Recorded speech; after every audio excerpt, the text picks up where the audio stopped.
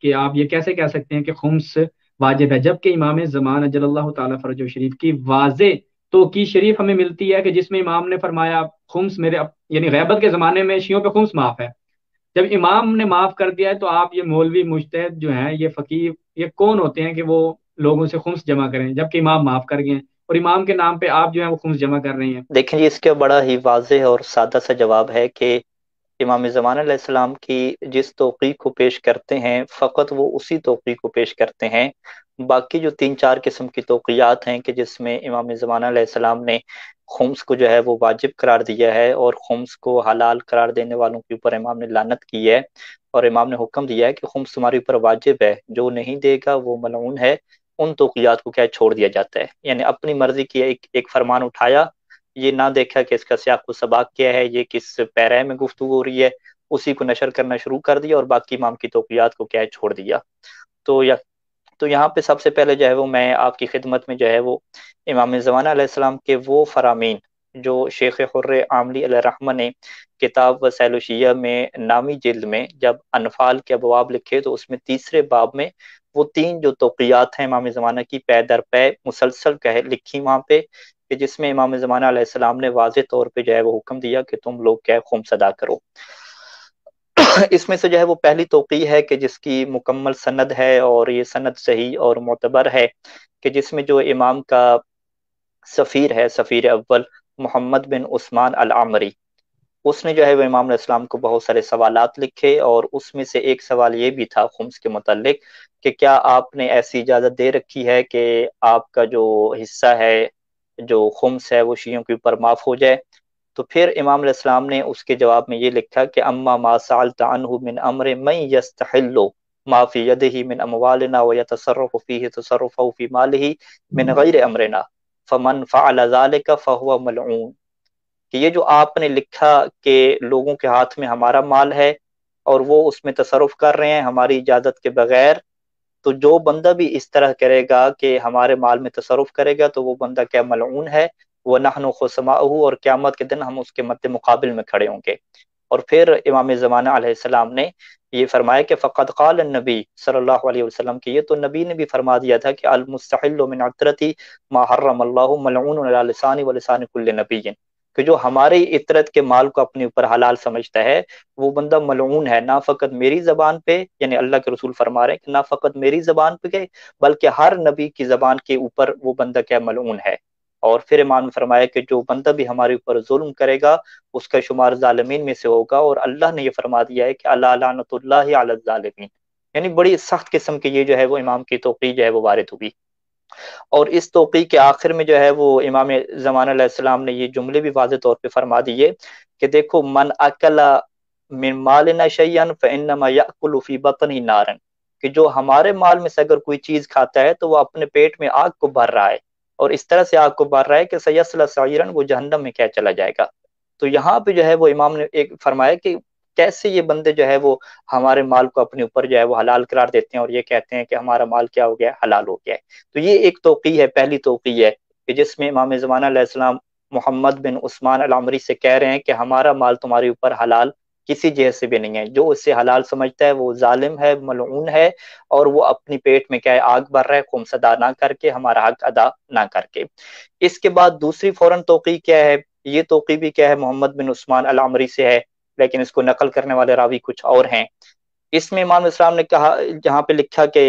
سوال، اور اس سوال کے جواب میں امام نے لکھا بسم اللہ الرحمن الرحیم، اس کے بعد امام کے جملے کیا ہیں؟ لعنت اللہ والملائکۃ والناس اجمعین علی من استحل من مالنا درہما، کہ جو ہمارے مال سے ایک درہم کو بھی اپنے اوپر حلال کر دیتا ہے اس کے اوپر کیا لعنت ہے۔ اب یہ جو راوی ہے، راوی کہتا ہے کہ یہ جب بات میں نے امام کی پڑھی تو مجھے تھوڑا سا عجیب لگا، اور پھر دوبارہ کیا ہے میں نے غور سے اس بات کو پڑھا تو میرے اندر کیا ہے تبدیلی واقع ہوئی۔ اور پھر وہ جو خزائی راوی ہے وہ کہتا ہے کہ ابو علی اسود بھی ہے ہمارے پاس، انہوں نے بھی جو ہے اس توقیع میں اسی جملوں کو پڑھا، اور ہم سب نے یہ توقیع دیکھی اور اس کے اندر یہی امام کے جملے پڑھے کہ لکھے ہوئے تھے کہ جو ہمارے مال کو حلال کرتا ہے اللہ کی جو ہے وہ اس کے اوپر لعنت ہے، نہ فقط اللہ کی بلکہ ملائکہ کی اور تمام لوگوں کی اس کے اوپر لعنت ہے۔ تو یہ امام زمانہ کے دو فرمان ہو گئے۔ تیسرا فرمان اس کے بعد ہے حسین بن حمدان کا، کہ حسین بن حمدان بھی یہی کہتا ہے کہ امام زمان علیہ السلام سے جو ہے وہ ملاقات ہوئی، اور امام نے جو ہے وہ اس سے کہا کہ لما تمنا صحابی ان خمس مالکا، کہ تم جو ہے وہ میرے اصحاب کو کیوں منع کرتے ہو اپنے مال کے جو ہے وہ خمس سے، کیوں تم منع کر رہے ہو، تمہارے پاس کیا اتھارٹی ہے کہ تم لوگوں کو خمس دینے سے منع کرتے ہو؟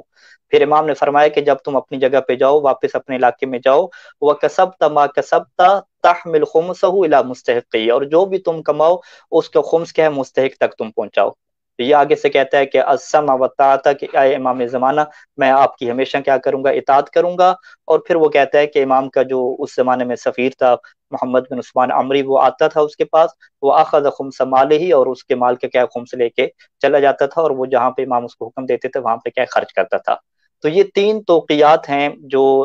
شیخ حر عاملی رحمہ نے وسائل الشیعہ کی جلد نمبر 9 میں صفحہ نمبر 550 پہ ہے، پے در پے یہ نقل فرمائی ہے امام زمانہ کی۔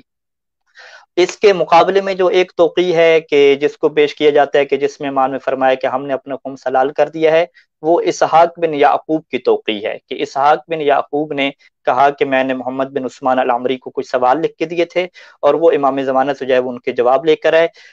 کہ جس کے اندر جو ہے وہ یہ جواب بھی تھا۔ وہ جواب کیا تھا کہ اما الخمس فقد ابیح لشیعتنا وجعل منه في حل الى ان يظهر امرنا الى ان يظهر امرنا لتطيب ولادتهم ولا تخبث، کہ جو خمس کا معاملہ ہے تو یہ ہم نے اپنے شیعوں کے لیے حلال کر دیا ہے، اور جب تک جو ہے وہ ہمارا امر ظاہر نہیں ہو جاتا یہ حلال ہے، اور اس کی وجہ کیا ہے، تاکہ ان کی ولادت پاک ہو جائے، اور ولادت کیا ہے، خبیث الولادت کیا ہے، وہ لوگ نہ من جائیں۔ تو یہ جو ہے وہ ایک توقی ہے اسحاق بن یعقوب کی، اور ہمیں پتہ ہے کہ اسحاق بن یعقوب کی کسی بھی رجالی کتاب میں توثیق نہیں ملتی،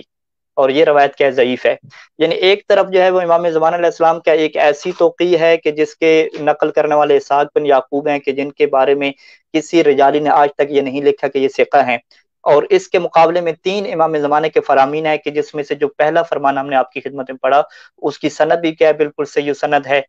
اس میں کیا لکھا ہوا ہے کہ خمس کو حلال کرنے والے کے اوپر لعنت ہے، اور تم اپنے خمس کیا ادا کیا کرو۔ تو اب آپ کے سامنے فیصلہ ہو جانا چاہیے کہ ایک طرف جو ہے وہ معتبر امام کی جو ہے وہ توقیات ہیں ان کو چھوڑ دیا جاتا ہے، اور جو ضعیف و سند ہے اس کو کیا اپنا لیا جاتا ہے، تو یہ میرے خیال میں انصاف نہیں ہے۔ نہیں، اس میں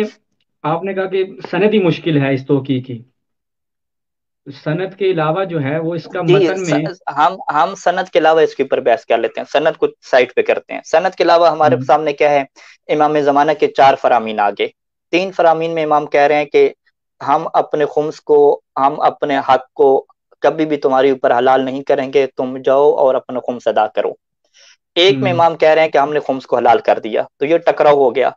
جب ٹکراؤ ہو جاتا ہے حدیث میں تو ہم کیا کرتے ہیں، سب سے پہلے ہم یہ دیکھتے ہیں کہ امام زمان علیہ السلام امام معصوم ہے، ان کی کلام میں کبھی ٹکراؤ نہیں ہو سکتا، لہٰذا ہم اس کی حدیث کے اندر جو الفاظ ہیں اس کے اوپر غور کرتے ہیں۔ تو یہ جو حدیث کہتی ہے کہ ہم نے خمس حلال قرار دیا، اس کے آخر میں الفاظ ہیں، ان الفاظ میں کیا لکھا ہوا ہے کہ ہم خمس جو حلال قرار دے رہے ہیں اس کا مقصد یہ ہے، اس کی وجہ یہ ہے، لام تعلیلیہ لکھی ہوئی ہے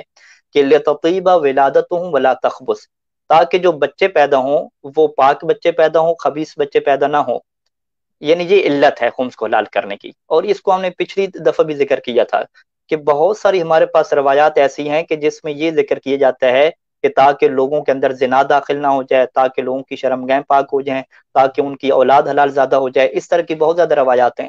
اس کی وجہ کیا تھی کہ اس زمانے میں جو جنگیں وغیرہ ہوتی تھیں اور وہاں سے کنیزوں کو لایا جاتا تھا، اور وہ کنیزیں جو ہے وہ شیعہ افراد خریدتے تھے اور ان سے نکاح کرتے تھے، تو ان کنیزوں کو جو ہے وہ خمس ادا نہیں کیا گیا ہوتا تھا۔ اب یہ قانون ہمارے سامنے موجود ہے کہ غنیمت میں جو بھی کنیز آئے گی اس کا خمس ادا کریں گے تو تب وہ آگے جا کے حلال ہوگی، تب اس سے نکاح کرنا حلال ہوگا، جبکہ ایسا نہیں ہوتا تھا۔ تو اس وجہ سے بہت سارے جو لوگ ہیں اس مشکل میں کیا شکار ہو گئے۔ تو پھر سارے اہل بیت علیہ السلام نے، یعنی امام رضا علیہ السلام نے، باقی اہل بیت علیہ السلام نے یہ فرمایا تھا کہ یہ ہم نے حلال قرار دیا آپ کے لیے، یعنی غنیمت کے جو کنیزیں ہیں اگرچہ ان کا خمس ادا نہیں کیا گیا پھر بھی ہم نے آپ کے لیے حلال قرار دی ہے۔ وجہ کیا ہے کہ تاکہ اولاد کیا ہے، پاک پیدا ہو، اولاد کیا ولد زنا نہ بنے۔ اسی وجہ سے بہت ساری روایات ہیں کہ جس میں جب فروج کا بھی ذکر ہے، جس میں جو ہے وہ ایک روایت میں یہ ہے کہ جب امام صادق علیہ السلام نے راوی سے پوچھا کہ کیا آپ کو پتہ ہے کہ ہمارے شیعوں میں اور لوگوں میں زنا کس طریقے سے داخل ہو جاتا ہے، اس نے کہا کہ نہیں مجھے نہیں پتا۔ تو پھر امام نے یہ فرمایا کہ جو ہمارے اہل بیت کا خمس قبول کر لے، اسے ادا نہ کرے، تو ان کے اندر کیا زنا داخل ہو جاتا ہے۔ پھر امام نے فرمایا کہ ہم نے یہ شیعوں کے لیے حلال کر دیا ہے تاکہ ان کی میلاد، تاکہ بچوں کی جو ولادت ہے وہ پاک ہو جائے۔ تو اب یہ جو علت ہے کہ جس میں ولادت کو ساتھ امام نے جوڑ کے ارشاد فرمایا ہے اسحاق بن یعقوب کی توقیع میں کہ ہم نے خمس کو کیوں حلال کیا، تاکہ ان کی اولاد پاک ہو جائے، تاکہ ان کی اولاد حلال ہو جائے، اور باقی روایات جہاں پہ زنا کا ذکر ہے، فروج کے پاک ہونے کا ذکر ہے، ان کو بطور قرینہ کے رکھیں۔ تو شیخ جعفر سبحانی صاحب کے یہ جملے ہیں کہ یہ واضح طور پہ روایت کس کو بیان کر رہی ہے کہ جو اماء ہیں، جو کنیزیں ہیں، جو غنیمت کے طور پہ ملتی ہیں، اگر ان کا خمس ادا نہیں کیا گیا تو وہ تمہارے اوپر پھر بھی کیا حلال ہے، وہ تمہارے اوپر کیا حرام نہیں ہے۔ تو یہ پہلی چیز ہے کہ آپ سند کو ہٹائیں تو ہم کیا کہیں گے کہ جو حلال والی توقیع ہے، جو خمس کو حلال قرار دی رہی ہے، اس میں بحث کس کی ہو رہی ہے؟